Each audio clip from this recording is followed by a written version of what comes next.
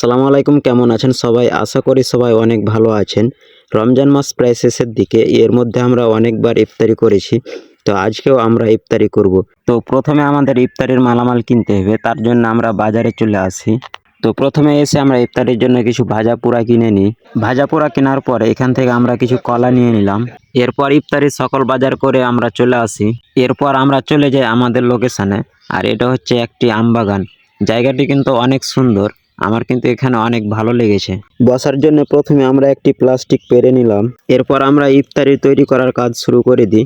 আর আজকের ইফতারিতে আমরা হঠাৎ করে শুরু করেছি, যার কারণে আমাদের সদস্য কম, আর অনেক ছোট করে এই আয়োজনটা আমরা করছি।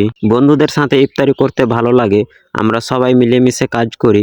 আর ইফতারিটা যদি এরকম প্রকৃতির মাঝে হয়, তাহলে আনন্দটা আরও দ্বিগুণ হয়ে যায়।